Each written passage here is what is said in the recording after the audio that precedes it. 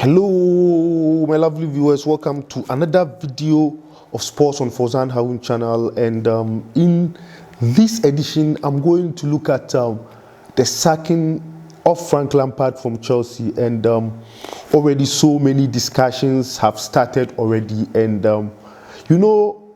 viewers, it's not surprising that we've come to this stage. And the reason being that it's all beloading. It's all beloading. And judging with respect to his performances that he's displaying on the field with his team, it's all been loading up, and we were expecting the day and time in which the trigger is going to be put on Frank Lampard. And today, Roman Abramovich has pulled the trigger on our legend Frank Lampard. And I must say, it's been good engagement with Lampard for some. I think 8 months he's been with the club. We are in January now. For some 8 months he's been with the club. Last year, full season, and then half a season now. So 8 months has been a period that we do cherish as well. And the reason being that we do cherish the period is that, despite the happenings and the sacking of Lampard, it was a painful decision for the club to take. And it was reflective in the statement that the club released out. And I think at 1:03 p.m. Doha time, and then 10:03 GMT, I had email into my email account that Chelsea has parted ways with Frank Lampard. And just as the statement that you've read, I wouldn't want to go back on it because most of you might have had the benefit of the doubt to read the statement online as well as on the club's website. As a subscribed and registered member of Chelsea, I was emailed and I was informed accordingly. I came back from work and got up from bed to refresh my email, and I saw it accordingly. And so, not surprising at all, the trigger has been pulled finally on Frank Lampard. And it's been days. So I understand he had some issues with Marina Granovskaya some time back. Yeah, he got some issues with Marina Granovskaya some time back. And his incessant pressure to also bring in Declan Rice on the board also quickly necessitated this decision to be taken earlier than waiting for it to be taken later. And as you know, I've highlighted in my previous programs, if this happens to be your first time of joining me, like, comment, and subscribe, and watch those programs at your own convenience, that Frank Lampard's management of players is very poor. It's very poor. And without even not going far, I quite remember his issue with David Luiz when he took over last season or so. And later on, Antonio Rudiger, he had problem with Antonio Rudiger. Marcus Alonso had problem after the West Brom game. And I even said Alonso should apologize to him, but I think Alonso might have done something to come to terms and work together with Lampard. But Lampard, as peeved as he is, took the issue more personally, and he didn't solve the problem till he was relieved of his duty today. And I strongly believe that any coach that comes to a team and have the benefit of the doubt to do recruitment after a season that a transfer ban was imposed on Chelsea.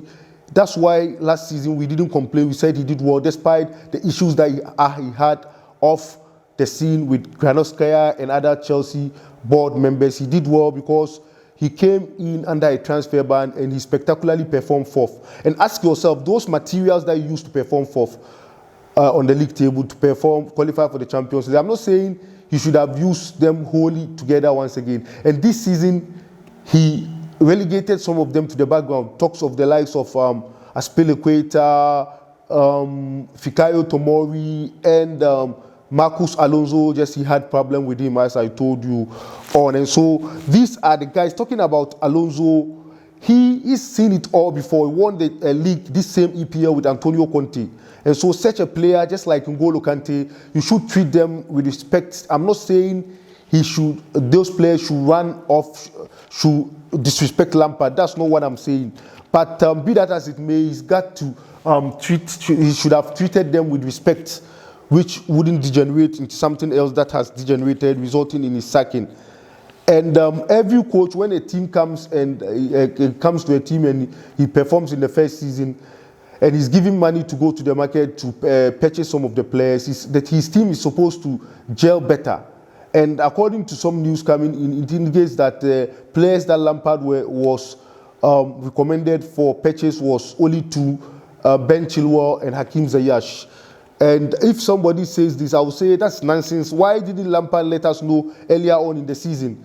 And you see, the reason why I'm peeved with some people is that when they are at the helm of affairs, if you have been given a duty or job to do, at the time you are doing the job, make sure you itemize and clearly list out the problems for people to know, so that in future you wouldn't come around to, it wouldn't emerge as a surprise for people.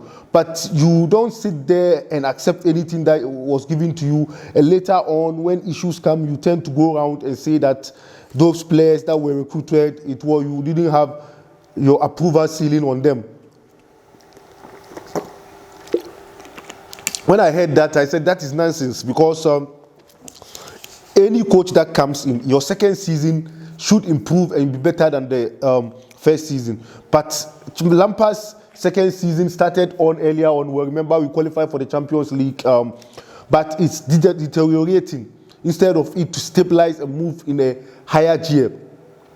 Lampard is shifting to lower gear so early in the middle of the season, and it doesn't surprise some of us, because his level of coaching, he started at the Championship and up till now it's not changed, and he's still practicing the Championship stuff. He's not won against any big teams, and when he wins against these small teams like in the FA Cup, Luton Town, Morecambe FC, he thinks he's done well. Yesterday, I heard in some of the interviews, he was saying happy about how the tactics went. Well, fine, you are happy you defeated Luton Town, but that is not the yardstick that you are supposed to be measured against. We brought you in to be the big guys, the Man Cities, the Liverpools, the Manchester United, the Tottenham Hotspurs, not Luton Town or Morecambe FC or Barnsley. That's why you see in most of these matches, sometimes I don't do preview and sometimes I don't review them, because I see that is not the standard of Chelsea.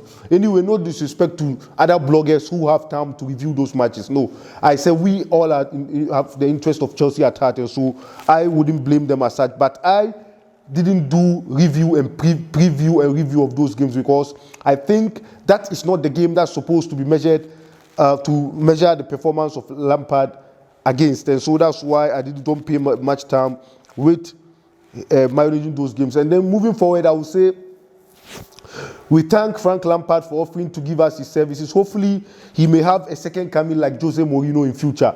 He is our legend, and despite, and even this can be reflected in the statement that was released earlier on today, after his sacking, that it was a difficult decision for Roman Abramovich to take because of his excellent personal relationship he has with Frank Lampard.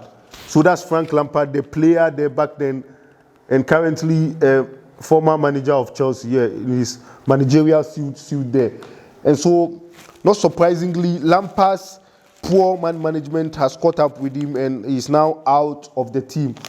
Hopefully, we wish Thomas Tuchel the best of luck as he's come in at this difficult time, and hopefully I will urge my fellow pundit and Chelsea bloggers not to put so much pressure on Thomas Tuchel. As you are aware, he's going to work with the material at his disposal to see if possibly we can turn things around in the season, because the season started on a bright note and degenerated into something negative. Like, comment and subscribe if this is your first time of joining me on the channel. And I still do believe that Tuchel, when carefully analyze the situation, can do something better, because as I told you and keep on telling you, Frank Lampard's problem is what? His inability to properly rotate the squad. Remember, I told you about Thiago Silva. He's a very good player, but looking at his age, he shouldn't be playing two matches within 3 days. Sometimes in 7 days we play 3 matches, and every time Lampard selects Thiago Silva. You see, that's why I was making noise and shouting at why Tomori is not being used. Look at how Liverpool is using Fabinho in defense and in midfield. And the problem for Liverpool, as you experienced in the game against Manchester, wasn't Fabinho. It was that young defender there. I think, is it Curtis Jones or somebody? I've forgotten his name. That's young central defender. That was the problem. So Tomori should have been deployed by Lampard, but now he's told him to AC Milan, you see, and left Christensen, who is a lazy tackler of the ball. And Tomori last season was instrumental in Frank Lampard qualifying for the Champions League that he's played this season to qualify Chelsea. And we wish Thomas Tuchel the best of luck as he is at this stage continuing with us at Chelsea. Hopefully we may have positive news to talk about in the days ahead. Thank you very much for joining me on this important occasion. To Frank Lampard, I wish him better luck next time, and to Thomas Tuchel, I wish him the best of luck as he steps into this big responsibility at Chelsea. Cheers, I love you wherever you are. Bye-bye.